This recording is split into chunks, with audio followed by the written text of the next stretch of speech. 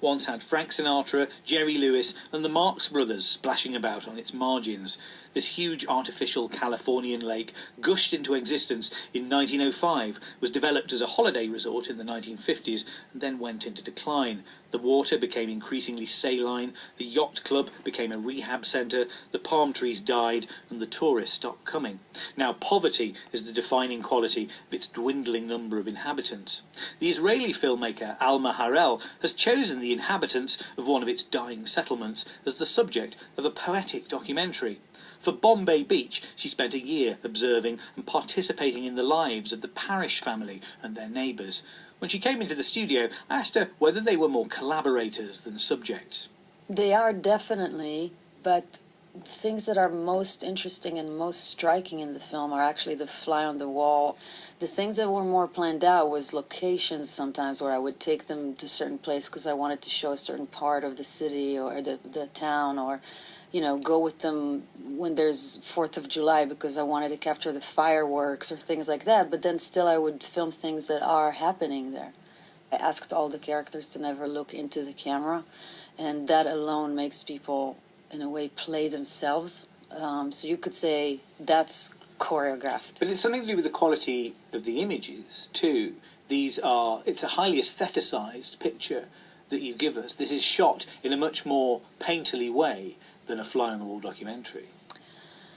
I shot it with a $600 camera by myself with no crew and not even a tripod. Yeah, and I think the place just lends itself to such poetic imagery, and that's the reason that people go there almost every day to. But it's to your take poetry, photos. this, isn't it? I would love to think that I had a hand in it, and I'm sure I did.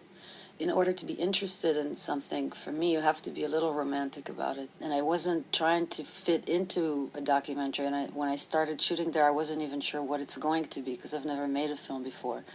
I call it a documentary because I owe it, I feel, to the characters I ended up capturing because it is their lives. But when I set out to go there, I wasn't planning on making a documentary. We're asked, I think, to contrast two sets of people. In the story, the parish family, who are these rather wild characters who seem to be living just sort of beyond the eye of the authorities. They've had this extraordinary history where they set up their own artillery range, in effect, right, on their own homestead, and seem to kind of be fighting the Gulf War there almost. Yeah. I mean, tell me about them. Well, the parishes are real characters, I mean, they're just, every person in this film has that quality where it tells a certain story about America and what happened to Americans that got, that are in the fringes of society. They themselves grew up there. They never left that place. They never hardly had any education. They met when Pamela was 13, and by the time she was 15, she had her first child, and by the time she was 18, she had 3 kids, and then they went to jail for all that artillery stuff, which is also... They were suspected, in effect, of being terrorists, weren't they? Of a... Yeah, and also it was a lot of talk about child neglect because they did have the children at the house while they were doing all these things with the weapons, and the house was very neglected, and they obviously lived as children in very similar houses that didn't have much, cleanliness, and so it was kind of, this is what they knew. Sometimes I think, what else can we do with our family here? Because there's nothing. All we could do is go riding in the desert, shoot guns, but we can't do that anymore.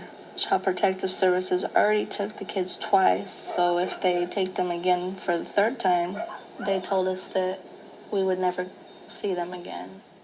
And what do you think their experiences stand for as far as forming some kind of opinion about America is concerned? How are these people sort of typical Americans, or what do their experiences have to say about the country as a whole? Because I feel we were being asked to make that sort of deduction.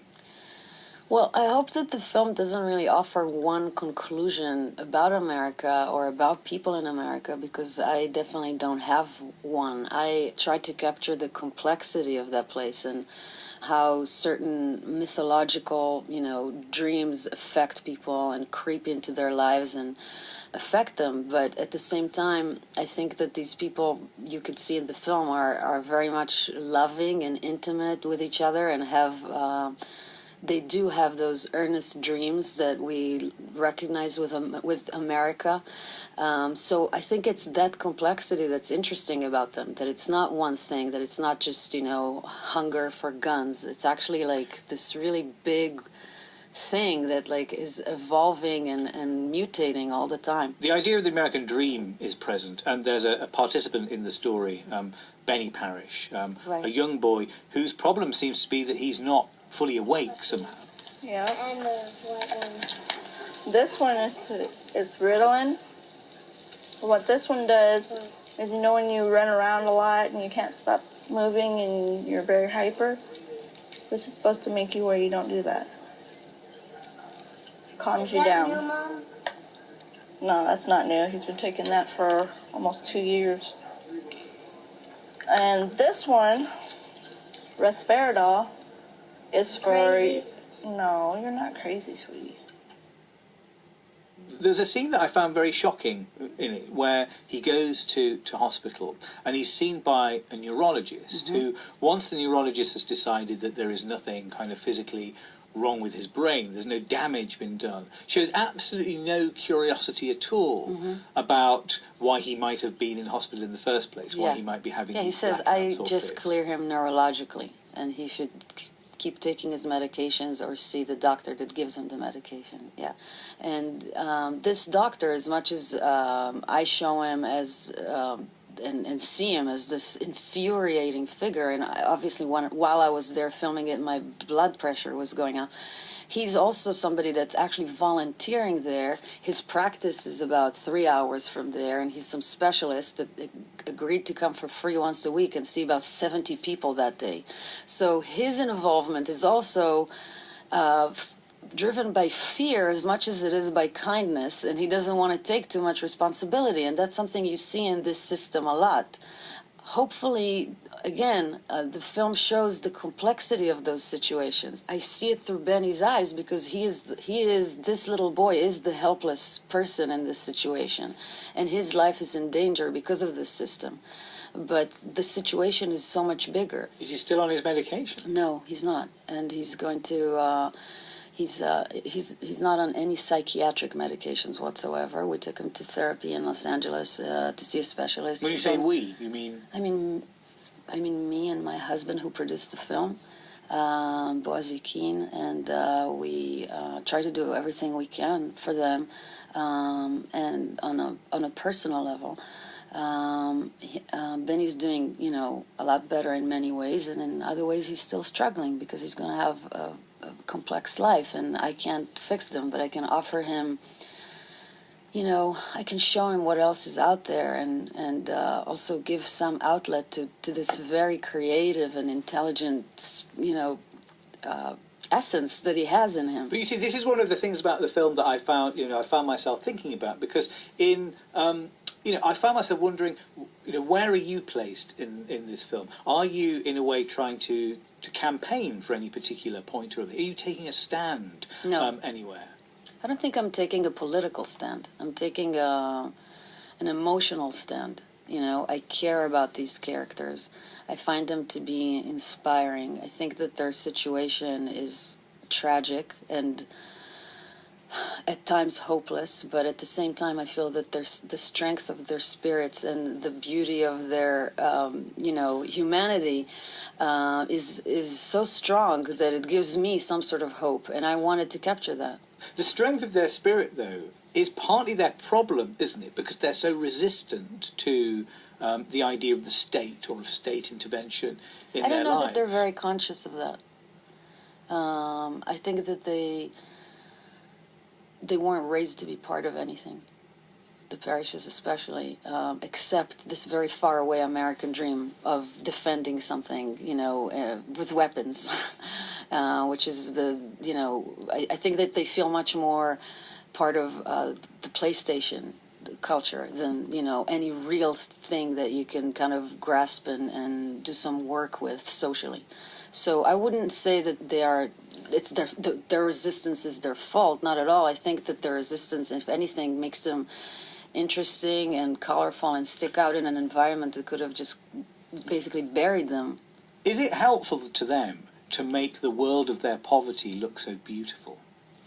I think that nobody is.